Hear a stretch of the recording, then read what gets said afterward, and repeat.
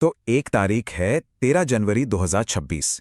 इस दिन university grants commission यानी कि यूजीसी हायर एजुकेशन में जाति के आधार पर होने वाले भेदभाव को खत्म करने के लिए कुछ नए दिशा निर्देश लेकर आई। और बस इनके आते ही पूरे देश में एक जबरदस्त बहस शुरू हो गई। और देखिए हुआ भी यही। इस एक घटना ने जाति के उस गहरे मुद्दे को, जो हमेशा कहीं न कहीं मौजूद रहता है, फिर से नेशनल डिबेट के सेंटर में लाके खड़ा कर दिया है। तो अब इन नए नियमों को ठीक से समझने के लिए ना हमें थोड़ा सा पीछे जाना होगा, उस हिस्ट्री को देखना होगा जिसने इन नियमों को बनाना इतना जरूरी कर दिया। चलिए थोड़ा गहराई में चलते हैं। देखिए, ये कोई नई लड़ाई नहीं है। इसकी कहानी 2007 में शुरू होती है, जब भेदभाव की खबरें आईं और प्रोफेसर S.K. थराट कमेटी बनी। फिर 2012 में कुछ नियम भी आए, लेकिन 2016 में रोहित वेमुला की आत्महत्या जैसी घटनाओं ने ये साफ कर दिया कि वो नियम काफी नहीं थे। और शायद इसीलिए 2026 में ये नए और ज्यादा सख्त नियम लाए गए हैं। और ये जो बात है ना, ये वाकई सोचने वाली है। शिक्षा की जगह, मतलब हमारे कॉलेज और यूनिवर्सिटीज, वो जगह हैं जहां हर तरह के भेदभाव को खत्म होना चाहिए। पर विडंबना देखिए, हमें उन्हीं जगहों पर बराबरी लागू करने के लिए नियम बनाने पड़ रहे हैं। ये हमारे देश की एक बहुत ही जटिल सच्चाई को दिखाता है। तो इस बैकग्राउंड के बाद चलिए अब सीधे ये देखते हैं कि आखिर इन 2026 के यूजीसी दिशा निर्देशों में है क्या। अच्छा, तो नए नियमों में हर कॉलेज यूनिवर्सिटी में एक 3 लेवल का ढांचा बनाना जरूरी कर दिया गया है। पहला, एक इक्वल अपॉर्चुनिटी सेल होगा। दूसरा, एक इक्विटी कमेटी होगी। और तीसरा, इक्विटी स्क्वाड, जो कैंपस में एक तरह से निगरानी रखने वाली टीमों की तरह काम करेंगे।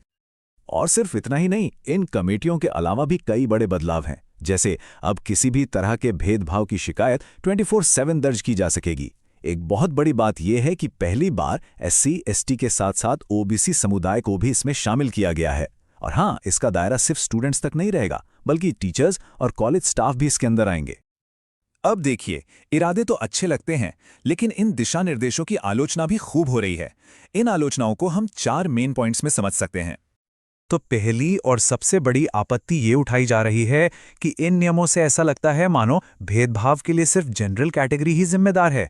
आलोचकों का कहना है कि भेदभाव तो अलग अलग जातियों के बीच भी होता है, यहाँ तक कि रिजर्व कैटेगरीज के अंदर भी। तो सवाल यह है कि क्या सिर्फ एक ही तरफ देखना सही है?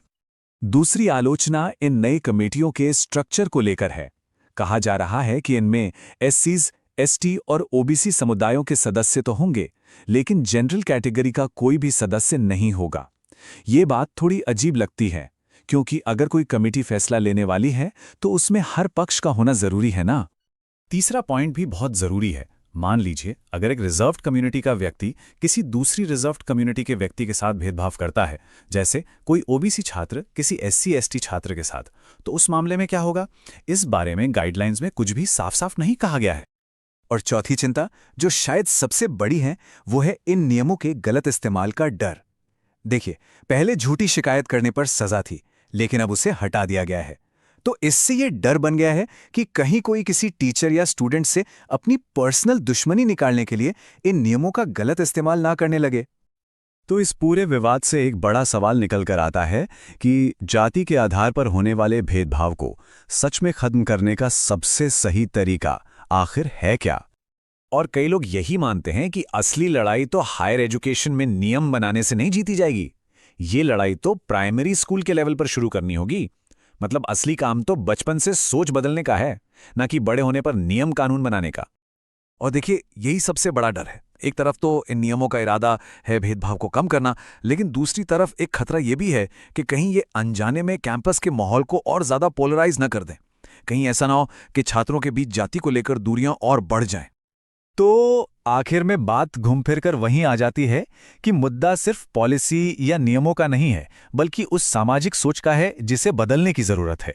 दिशा निर्देश एक कदम हो सकते हैं, पर शायद पूरी समस्या का हल नहीं। असली समाधान तो तब आएगा जब समाज में जाति को पहचान या अपमान का जरिया मानना बंद कर दिया जाएगा। और अंत में ये सवाल सिर्फ पॉलिसी बनाने वालों के लिए नहीं है, बल्कि हम सबके लिए है। ये एक बहुत ही कॉम्प्लेक्स मुद्दा है जिसके कोई आसान जवाब नहीं है। जाहिर है, इस पर अलग अलग राय हो सकती हैं।